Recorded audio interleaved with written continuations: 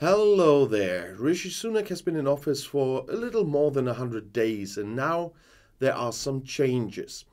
In order to fulfill his most important promise, the Prime Minister establishes a new ministry.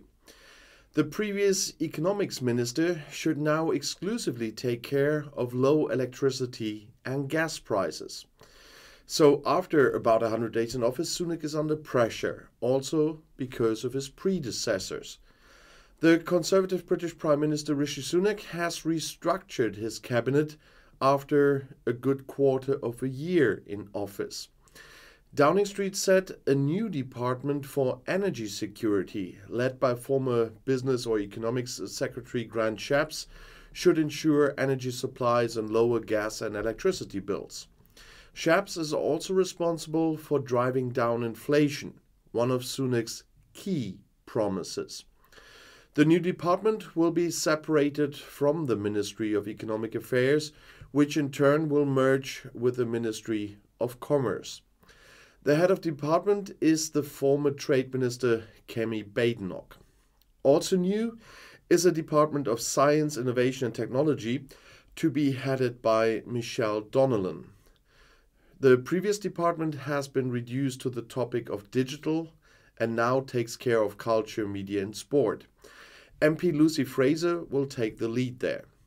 The reorganization was triggered by the expulsion of the previous Conservative Secretary General Nadeem Zahawi, who sat at the cabinet table as a minister with no particular area of responsibility.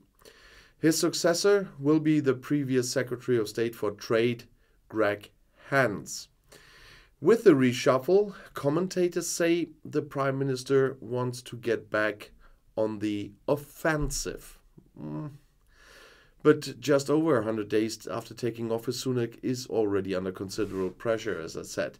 And it is true that he calmed the financial markets, which had been thrown into chaos by the economic policies of his predecessor Liz Truss, even if she tells a different story now. However, scandals keep his party busy, and Sunak has not been able to set his own accent so far. The government is just as unable to get a grip on the strikes that have been raging on the railways, in the health sector, and in other sectors, as it is on the increasing number of illegal entries. And all polls are currently predicting a resounding defeat in the parliamentary elections planned for late 24, early 25. The reorganization will ensure that the whole government is geared up to deliver for the British people. That's at least what the government said in a statement. The conversion reflects the priorities of the British and directs the focus on a better future for our children and grandchildren, they say.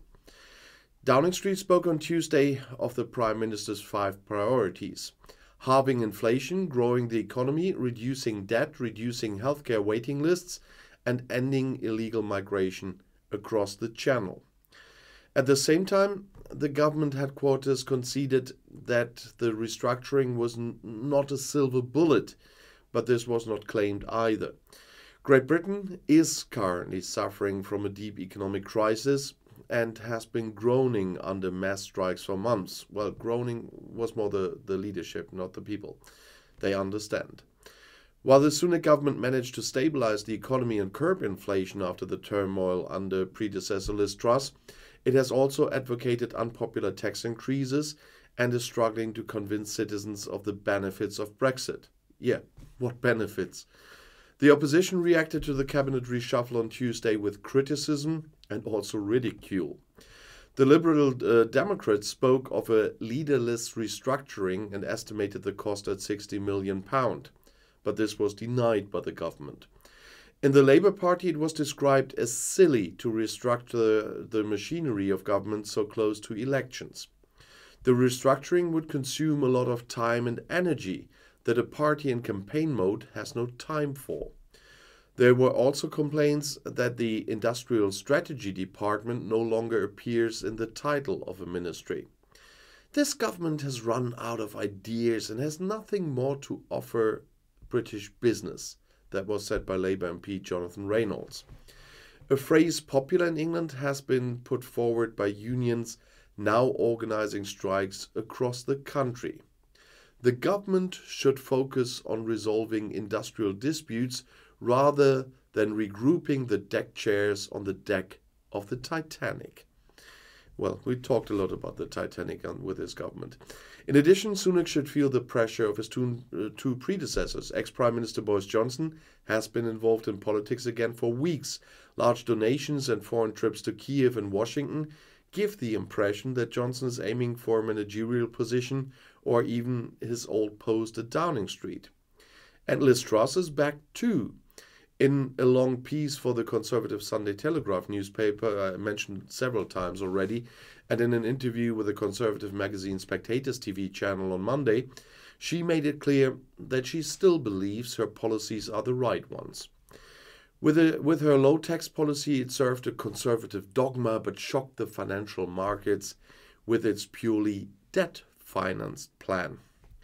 The fact that she has become the Prime Minister with the shortest term in office is, from her point of view, largely due to others, a very powerful economic establishment and a lack of political support.